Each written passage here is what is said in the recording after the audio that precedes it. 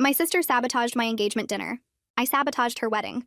Me and my sister Tara were never best friends, but we got along fine growing up. She was 3 years older and always had to be first at everything. First to drive, first to graduate, first to get a job. Normal sibling stuff. I did my own thing, went to community college while working at a veterinary clinic, saved money, and eventually got my degree in accounting. Tara went straight to university on our parents' dime and got a marketing degree she never used. When I started dating Ryan, Tara suddenly had opinions about everything. He was too short, his job at the fire department wasn't prestigious enough, and his truck was too old. Meanwhile, she was dating guys for 2 weeks max before they ghosted her. Ryan and I moved in together after 2 years, and Tara showed up uninvited to inspect the place. Said the neighborhood was sketchy and the kitchen was dated. We lived in a nice suburb and had just renovated the kitchen ourselves. When Ryan proposed on our 3rd anniversary at the beach where we first met, I called Tara first because I was so happy. She said congratulations, then asked if I was pregnant. When I said no, she said she was surprised Ryan would commit without a reason. I should have known then she'd try something. We planned a small engagement dinner at my favorite Italian place. Just family and close friends, maybe 20 people. Tara insisted on giving a toast even though that's usually for the wedding. My mom thought it was sweet. Halfway through dinner, Tara stood up with her wine glass. Started talking about how marriage is about trust and honesty. Then she dropped it. Said she didn't feel right celebrating when she'd seen Ryan at a bar last month with some blonde, looking very cozy. The entire table went quiet. Ryan's mom dropped her fork. My dad's face went red. Ryan looked completely confused and said he hadn't been to a bar in months. Tara doubled down, said she had photos. When people asked to see them, she said she deleted them to protect me. My cousin Lisa actually laughed out loud and said Tara was full of it. Tara started crying about how she was just looking out for me, and nobody ever believed her. Ryan pulled out his phone and showed everyone his location history, proving he'd been at work or home every night that month. Tara mumbled that maybe she got the dates wrong. The dinner ended early, with everyone uncomfortable. In the parking lot, Tara admitted she made it up because she felt like Ryan was hiding something. No evidence, just vibes. My mom made her apologize, but Tara said I was overreacting and she was doing her sisterly duty. I stopped talking to her completely. 3 months later, Tara lost her job at the mall because she kept taking longer breaks to flirt with the guy at the phone repair kiosk. She called, crying about rent, and she could stay with us for just a few weeks. I said no. She said I was ruining our relationship over nothing. I hung up. My parents pressured me to forgive her, but I was done. Then something interesting happened. Tara started dating someone new, Jake, who actually stuck around. Within 6 months, they were engaged. She made a huge deal about her perfect relationship and how she found her soulmate. Planned this massive wedding she couldn't afford. Asked our parents for money, they gave her $10,000. Asked our grandparents, they pitched in another $5,000. Still wasn't enough for her dream venue. That's when I got petty. See, Jake's ex-girlfriend Courtney worked at my veterinary clinic. We'd never really talked about him before, but one lunch she mentioned Tara was marrying her ex. I asked how that ended. Courtney said Jake had cheated on her with 3 different women over 2 years, and she had receipts. Actual receipts? Text messages, photos, even videos from security cameras at his apartment complex. Jake was still talking to one of them. I didn't do anything with this information directly, but I did invite Courtney to get drinks with my cousin Lisa, the one who'd called out Tara at my dinner. Lisa had a big mouth and loved drama. Within a week, everyone in our extended family knew about Jake's history. Nobody said anything to Tara directly, but people started declining the wedding invite. Her maid of honor suddenly had a work trip that weekend. Her college friends remembered prior commitments. Even our grandparents said they might be traveling. Tara panicked and asked me to be maid of honor since her first choice dropped out. I agreed sweetly. Spent the next 2 months being the perfect sister. Helped with decorations, went to dress fittings, and planned an amazing bachelorette party. Never mentioned Jake's past once. The wedding day came. Requested Reds is on Spotify now. Check out link in the description or comments. I stood at the altar holding Tara's bouquet, watching her and Jake exchange vows in front of everyone. My heart pounded so hard I thought people might hear it. The officiant went through all the standard wedding stuff about love and commitment. When he got to the part about objections, I stayed completely still. Some people in the crowd turned to look at me because everyone knew about the engagement dinner situation. I just smiled and looked down at the flowers. This wasn't going to be some movie moment where I stood up and made a scene. What I had planned was so much better than that. The ceremony kept going and I played my part perfectly. Handed Tara her bouquet at the right moment, straightened her train when she turned around, smiled for all the photos. Nobody could tell what was coming. The cocktail hour started and guests moved to the reception area while the wedding party took pictures. I excused myself and found the wedding coordinator near the bar. She was checking something on her clipboard. I walked up with my brightest smile and told her Tara had a special request she forgot to mention. The coordinator looked confused because usually brides don't forget to mention things on their wedding day. I explained that Tara wanted a surprise slideshow during the reception, something romantic for Jake. She asked why Tara didn't tell her directly. I said Tara was worried she'd get too emotional and ruin the surprise if she had to explain it. The coordinator still looked unsure, so I pulled out the USB drive I'd prepared. Told her it was all ready to go, just needed to be added before the first dance. She took it and said she'd check with the AV guy. I thanked her and walked away before she could ask more questions. I found the photographer next. He was reviewing shots on his camera near the entrance. I used the same story about Tara's surprise slideshow. He seemed less concerned than the coordinator because photographers don't usually handle reception stuff. But I wanted to make sure he knew about it so he'd be ready to capture Tara's reaction. Told him Tara would be so touched and we'd want those photos. He nodded and said he'd position himself near the head table. Perfect. The reception hall looked amazing with all the decorations Tara had stressed over for months. Round tables with white tablecloths and gold centerpieces, string lights across the ceiling, a massive cake in the corner that cost more than my monthly rent. Everyone found their seats and dinner service started. I sat at the head table between Ryan and one of Tara's bridesmaids. Ryan squeezed my hand under the table and asked if I was okay. I told him I was fine. He looked relieved because he probably thought I'd be upset about having to be here after everything with the engagement dinner. If only he knew. Dinner went smoothly with people eating and talking. Then came the toasts. Jake's best man went first with some story about college that got a few laughs. Then it was my turn. I stood up with my champagne glass and looked at Tara. She smiled at me with actual tears in her eyes like she was so happy I was there supporting her. I started talking about sisterhood and how we'd been through everything together growing up. Said that sisters know each other better than anyone else. That we see each other's true selves even when we try to hide things. Tara was nodding and dabbing at her eyes with a napkin. I talked about trust and honesty in marriage. How important it is to really know who you're marrying. The irony wasn't lost on me, but nobody else caught it. I raised my glass and everyone cheered. Tara got up and hugged me tight. Whispered thank you in my ear. I hugged her back and sat down. Ryan leaned over and said that was a beautiful speech. Asked again if I was okay because I seemed tense. I told him I was just tired from all the wedding planning. He squeezed my hand and said we could leave early if I wanted. I shook my head. Told him I wanted to stay for the first dance at least. He smiled and kissed my cheek. Had no idea what was about to happen. The DJ announced it was time for a special presentation before the first dance. The lights dimmed and people got quiet. I felt my pulse racing but kept my face neutral. The screen lit up at the front of the room. For a second, there was just the blue loading screen. Then the first screenshot appeared. Text messages between Jake and someone named Ashley. The messages were from 2 months ago. Very clear, very explicit. Ashley asking when he could come over. Jake saying he'd make up an excuse to leave work early. More messages about meeting at her place. Then a photo of them together that Ashley had sent him. The room went silent. Someone gasped. More screenshots appeared on the screen. Messages with a different woman. Then another. 3 different women total, all from the past 6 months. Some of the messages were from just last week. One showed Jake talking about how he had to go to some wedding thing with his fiancée, but he'd text her after. The timestamps proved everything. This wasn't old history. This was ongoing, constant cheating while he was engaged to Tara.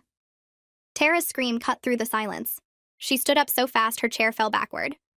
Jake lunged toward the AV equipment table, but the slideshow kept playing. His parents started yelling at him from their table. Tara's bridesmaids surrounded her, but she collapsed against them, sobbing so hard her whole body shook. The guests sat frozen, staring at the screen, or at each other, or at Jake. Some people had their phones out recording. The slideshow finally ended, but the damage was complete. Every single person in that room had seen everything. My dad figured it out first. He grabbed my arm hard enough to bruise and dragged me away from the head table. Pulled me into the hallway outside the reception room. His face was red and he was breathing heavy. Asked what the hell I did. I told him calmly that I just made sure Tara knew who she was marrying. That unlike her lies about Ryan, this was the truth. He said I went too far. That this was cruel and mean in ways that went beyond anything Tara did at our engagement dinner. I tried to explain that Tara was about to marry a cheater, that I was protecting her. He said I could have told her privately, could have shown her the evidence before the wedding. Instead, I chose to humiliate her in front of everyone she knew on what was supposed to be the happiest day of her life. Ryan found us in the hallway. He pulled me outside to the parking lot. His hands were shaking and his voice had this anger in it I'd never heard before. Asked what the hell I was thinking. I explained about Courtney and the evidence and how Jake was a serial cheater.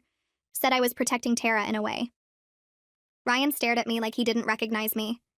Said that protecting her would have been telling her privately, not humiliating her in front of 100 people, not destroying her wedding day, not using her pain as revenge for something she did months ago. I tried to argue, but he just shook his head. Said he needed a minute and walked away. Inside the reception hall, everything had fallen apart. Guests were leaving in small groups, talking in hushed voices. Some people were crying. Jake was surrounded by his groomsmen near the bar. Could hear him trying to defend himself, saying the messages were old or taken out of context. Nobody was buying it. Tara had locked herself in the bridal suite and wouldn't come out. Her bridesmaids were taking turns knocking on the door. The wedding coordinator looked lost, not sure what to do with the rest of the planned reception. The cake sat untouched. The DJ had packed up his equipment. My mom found me in the parking lot. She walked right up to me and slapped me across the face. Hard. I'd never seen her hit anyone in my life. She told me I was cruel and heartless, that what I did was unforgivable. I tried to explain about Jake cheating, but she said she didn't care.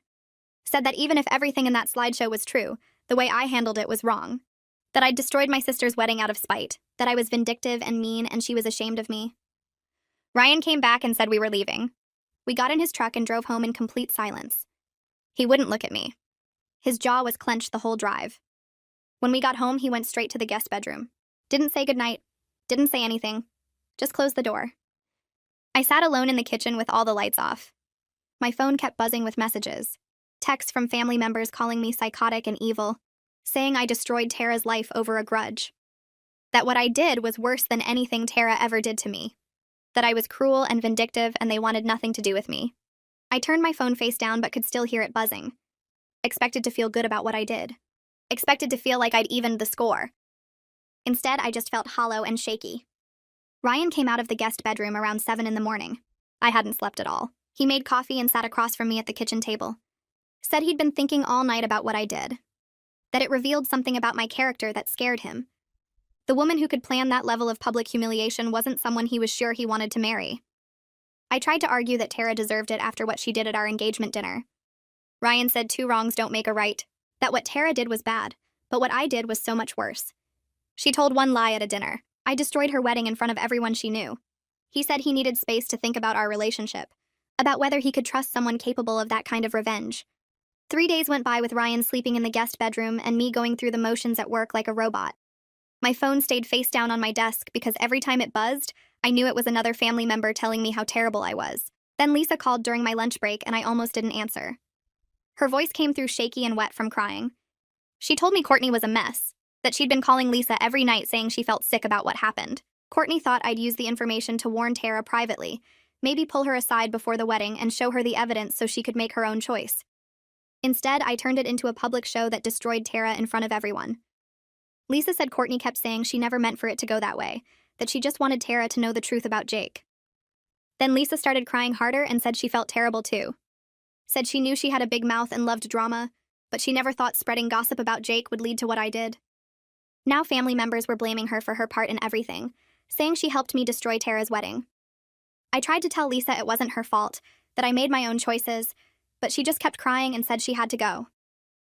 My mom called that evening while I was staring at leftover Chinese food I couldn't eat. Her voice was cold and flat, nothing like her normal warm tone. She told me Tara hadn't left her apartment since the wedding day. Just stayed inside with the curtains closed, not answering calls or texts from anyone except Mom. Jake moved out the same night, grabbed his stuff while Tara was locked in the bathroom and left his key on the counter. They lost all the deposits on their honeymoon to Hawaii, lost the deposit and first month's rent on the new apartment they were supposed to move into together. Mom said the landlord wouldn't give any of it back even with what happened. Tara was devastated about Jake cheating, but she was even more destroyed by me humiliating her like that. By her own sister doing that to her in front of everyone she knew. Mom's voice cracked when she said several family members had stopped talking to her and Dad completely because of what I did. My aunt and uncle weren't returning their calls. My grandparents said they needed space. All because their daughter was cruel enough to destroy her sister's wedding in the worst possible way. I tried to explain about Jake being a cheater, but Mom cut me off. Said it didn't matter what Jake did, what I did was worse. Then she hung up. Ryan's mom called 2 days later. I saw her name on my phone and my stomach dropped because Ryan's mom was always nice to me, always welcoming and kind. Her voice was gentle when she started talking, which somehow made it worse. She said she understood I was hurt by what Tara did at our engagement dinner, that what Tara said was wrong and hurtful and shouldn't have happened. But my response was way out of proportion. It was cruel in a way that scared her. She said Ryan had been staying with Nathan and calling her every night, talking about whether I was the person he thought I was, whether someone who could plan that kind of calculated revenge would be a good partner for the long term, whether he could trust me not to do something like that again if we had a fight or disagreement. Her words hit different from my mom's slap or my dad's silence. She wasn't yelling or punishing me. She was genuinely worried about her son marrying someone capable of what I did. When I tried to defend myself, she just said she hoped I'd really think about my actions and what they revealed about my character. Then she said she loved me, but she understood why Ryan needed space. The call ended, and I sat on the kitchen floor crying for an hour. 2 weeks after the wedding, my dad left me a voicemail. I listened to it 3 times, trying to understand the flat, factual tone of his voice. He said Tara had a panic attack, so bad that Mom had to take her to the emergency room. Her heart was racing. She couldn't breathe. She thought she was dying. The doctor said it was anxiety and sent her home with medication. Now she was taking pills for anxiety and depression, seeing a therapist twice a week. Dad said the therapist told them the public humiliation triggered something deeper in Tara, something connected to her lifelong need for outside approval and validation. The way I exposed her and Jake's relationship in front of everyone hit her in a place that was already damaged. I didn't just ruin her wedding, I actually hurt her mental health in ways that would take months or maybe years to fix. Dad's voice stayed cold and factual through the whole message. No emotion, no anger, just information delivered like a weather report. That somehow felt worse than if he'd yelled. The voicemail ended with him saying he had to go, and the beep echoed in my ear. Ryan came home on a Tuesday afternoon when I was supposed to be at work. I'd called in sick because I couldn't stop crying, and my manager told me to take a few days. I heard his truck in the driveway and thought maybe he was coming back, that we'd talk and figure things out. Instead, he walked in with an empty duffel bag and headed straight for our bedroom, started pulling clothes from his drawers and packing them carefully. I followed him, asking what he was doing, even though I knew. He said he was staying with Nathan for a while, that he needed to figure some things out. Needed to decide if he could marry someone who did what I did. He kept folding shirts and rolling socks while he talked. Said he kept thinking about our future kids, about whether I'd use the same tactics in other fights, whether I'd teach our children that revenge was okay when someone hurt you, whether he could trust me not to turn that calculating cruelty on him someday, if things got bad between us. I started begging him to stay, to sit down and talk it through. Reached for his arm, but he pulled away. He said he couldn't even look at me right now without feeling disappointed.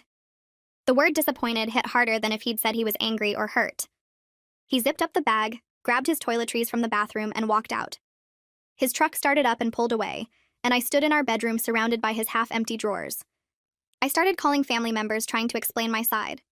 Called my aunt, who'd always been nice to me growing up. She answered, but her voice was ice. I tried to tell her about Jake being a cheater, about all the evidence Courtney had, about how Tara was going to marry someone who'd definitely cheat on her too. My aunt cut me off and said even if everything about Jake was true, there were 100 better ways to handle it. I could have told Tara privately, could have shown her the evidence before the wedding, could have talked to her like a sister instead of destroying her in front of everyone. Then she said I was officially uninvited from Thanksgiving and Christmas unless I made a real apology to Tara. Not a fake sorry, a genuine one where I took responsibility for what I did. I said Tara never really apologized for the engagement dinner, just mumbled something in the parking lot after Mom forced her. My aunt's voice got harder. Said what Tara did was one incident of bad judgment, maybe jealousy, maybe stupidity. What I did was planned psychological warfare over months. Those were her exact words. Psychological warfare. Then she hung up. I called my uncle and he didn't answer. Called my cousin and she sent me to voicemail. Called my grandma and she picked up but said she couldn't talk to me right now, that she was too upset. The rejection from everyone piled up until I stopped trying. Courtney texted me asking to meet for coffee. I almost said no because I didn't want to face anyone else telling me how terrible I was. But I went anyway. Met her at the place near the clinic on a Saturday morning. She looked tired, like she hadn't been sleeping well. Ordered a coffee and sat across from me in the corner booth. Started talking about how she'd been thinking a lot about why she gave me that information about Jake. Admitted she was still bitter about how he treated her, how he cheated and lied and made her feel crazy for suspecting him. She wanted him to face consequences. Wanted someone to hold him accountable for being a serial cheater. But she never imagined I'd use it the way I did. Never thought I'd turn it into a weapon to destroy Tara at her own wedding. Courtney said she'd been in therapy for a year dealing with trust issues from Jake, and her therapist helped her realize something. Using someone else's pain for revenge doesn't actually heal anything. It just creates more pain and turns you into someone you don't recognize. She looked at me when she said that last part. Not mean or judging, just sad. She said she felt responsible for giving me the ammunition even though she didn't pull the trigger. We sat there for a while not talking, just drinking coffee and watching people walk by outside. When we left, she hugged me and said she hoped I'd figure things out. I went home and couldn't stop thinking about what she said. I forced myself to really think about what I did and why. Sat down at the kitchen table with a notebook and wrote it all out. The engagement dinner, the humiliation, the anger I felt when Tara lied about Ryan, how I wanted her to hurt the way she hurt me. But when I looked at what actually happened, humiliating Tara didn't make me feel better. It didn't fix the engagement dinner or erase what she did. If anything, I felt worse because now Ryan was gone, my whole family hated me, and Tara was on medication for anxiety and depression. I hurt her way more than she hurt me. The engagement dinner was one night of discomfort and awkwardness that we recovered from. What I did would follow Tara for years, maybe forever. Everyone at that wedding would remember her as the bride whose sister exposed her groom as a cheater during the reception. I took something from her that she could never get back. I sat there writing and crying, finally understanding that I'd become worse than the person I was mad at. Spent the next few days writing a letter to Tara. Threw away 6 drafts before I got it right. No excuses about Jake being a cheater. No bringing up the engagement dinner or trying to justify what I did. Just taking full responsibility for my actions and acknowledging that what I did was cruel and wrong. I mailed it to her apartment and didn't expect a response. 3 months went by. Ryan stayed with Nathan and we texted occasionally about practical stuff like bills and mail. My family stayed distant. Work became my only routine. Then Tara texted me saying she'd read my letter and asking if I wanted to meet. We picked a coffee shop halfway between our places, neutral ground where neither of us had memories.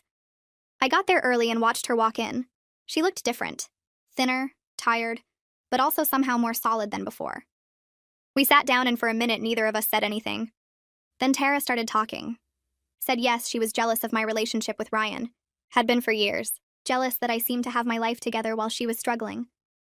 The engagement dinner thing came from that jealousy mixed with some weird protective instinct that made no sense even to her. She'd spent years feeling like she was in competition with me because of her own problems with needing to be first, needing to be better, needing outside validation that she was worth something. The therapist was helping her see that pattern. I told her I let my anger turn me into someone worse than the person I was mad at. That I was genuinely sorry for the public humiliation and the panic attacks and the medication and everything that came after. We talked for 2 hours. Really talked. Not just surface stuff. It wasn't comfortable and we both cried. But it was honest in a way we'd never been with each other. When we left, we didn't hug or make plans to hang out, just acknowledged that we'd both screwed up in different ways and we'd both have to live with that. I showed Ryan the letter I wrote to Tara. Sent him a photo of it along with a long text explaining that I'd started seeing a therapist to figure out why I thought revenge was acceptable. Why I let anger override everything else. Asked if he'd be willing to try couples counseling. He didn't respond for 3 days. Then he texted saying, okay, he'd try counseling, but he wasn't making any promises. We found a counselor who specialized in relationship issues and started going once a week. The sessions were brutal. Ryan made me confront how my actions revealed a capacity for cruelty that genuinely scared him. The counselor asked hard questions about my anger, my sense of justice, my willingness to hurt someone who hurt me. Made me look at patterns in my life where I'd held grudges or cut people off completely instead of working through conflict. Ryan talked about trust and whether he could build a life with someone who might turn that calculating revenge on him someday. I had to sit there and listen and accept that I'd damaged something that might never fully heal. Over the next few months, I worked to prove through my actual behavior that I could handle conflict differently. That I could choose talking things through over getting even. That I could be someone worthy of trust again. It was slow and hard, and some days Ryan looked at me like he was still deciding if he wanted to stay. But we kept showing up to counseling and kept trying. Thanksgiving at my parents' house felt like walking through a minefield where everyone knew the mines were there, but pretended they didn't exist. My aunt who'd uninvited me from Christmas showed up but sat at the far end of the table and didn't look at me once during the meal. My uncle made small talk about the weather and football scores, but avoided anything that might lead to real conversation. My mom set the table with careful precision, making sure I sat between Ryan and my dad, probably to prevent any awkward seating arrangements. She spoke to me in this polite, distant voice she'd use with a stranger, asking if I wanted more stuffing or another roll. My dad tried harder, asking about work and how the apartment was, but even his questions felt rehearsed, like he'd practiced what safe topics he could bring up. Tara wasn't there. My mom mentioned she was spending the holiday with friends, and nobody asked any follow-up questions. The empty chair where she usually sat seemed louder than any conversation happening at the table. My cousin who'd helped me spread the gossip about Jake showed up late and left early, barely making eye contact. Half the usual crowd was missing, and the people who did come spent most of dinner looking uncomfortable. Dessert happened fast, with people making excuses about early mornings or long drives home. Ryan and I left before anyone could suggest watching football or playing cards like we used to. In the car, he asked if I was okay, and I told him I was fine, which we both knew was a lie. The truth was I'd expected some people to stay mad, but seeing it play out, watching my own family treat me like a polite stranger, made it real in a way I hadn't been ready for. Christmas was worse because my mom called 2 weeks before, and very carefully suggested that maybe Ryan and I could come by on Christmas Eve instead of Christmas Day, since Tara would be there on the actual holiday. She phrased it like she was offering me a choice, but we both knew what she was really saying. I told her Christmas Eve was fine. Ryan squeezed my hand after I hung up and said at least we'd have Christmas morning to ourselves. We showed up on Christmas Eve with presents and homemade cookies I'd stress-baked the night before. My parents' house was decorated the same way it had been every year, but everything felt off. My dad hugged me at the door and held on a little too long, like he was trying to make up for something. We sat in the living room opening presents, and my mom gave me a scarf she'd knitted and a gift card to the bookstore I liked. Safe, thoughtful gifts that didn't require much conversation. I gave them a framed photo of me and Ryan from a hiking trip we'd taken in the fall, and my mom put it on the side table instead of with the other family photos on the mantel. We stayed for exactly 2 hours, then made excuses about needing to get home to feed the cat. My mom walked us to the door and hugged me, and for a second she held on tight and I thought she might say something real. But she just pulled back and told me to drive safe. On the drive home, I cried for the first time since the wedding. Not because anyone had been cruel, but because being treated with careful politeness by my own mother hurt worse than I'd expected. Ryan moved back in after New Year's, but things weren't the same between us. He kept his stuff partially packed in boxes in the guest room closet, like he wasn't fully committed to staying.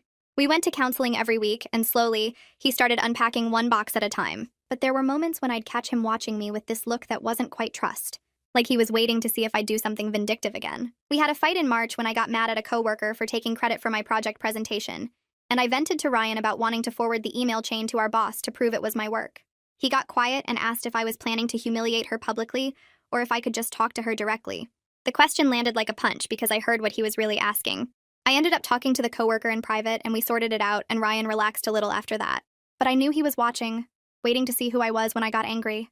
The wedding had shown him something about me that scared him, and now I had to prove through 1,000 small choices that I could handle conflict without turning cruel. I saw Tara at a family barbecue in June, 6 months after the wedding. My mom had warned me she'd be there and asked if I could handle it. I said yes. Tara showed up with a guy I didn't recognize, someone new she was dating. He looked normal, friendly, nothing like Jake. She saw me across the yard and we both froze for a second. Then she walked over. We stood there awkwardly until she said hi and asked how I was. I said I was good, asked how she was. She said she was doing better, that therapy was helping. We talked for maybe 5 minutes about surface stuff. Her new job at a marketing firm, my promotion at the clinic. Nothing deep. Nothing about the wedding or the engagement dinner or the years of competition and cutting remarks. Just two people who used to be sisters having the kind of conversation you'd have with someone you barely know. Her new boyfriend came over and she introduced us, and he seemed nice. Genuinely nice in a way that made me hope she'd found someone decent. When they left, she said it was good to see me, and I said the same, and we both meant it in the most minimal way possible. Ryan asked later if I was okay, and I told him the truth. That it was weird, but manageable. That Tara and I would probably never be close, but at least we could be in the same space without everything exploding. He nodded and said, that was probably the best outcome I could hope for given everything that happened. I knew he was right. Some things you break so badly they can't be fixed, just carefully managed.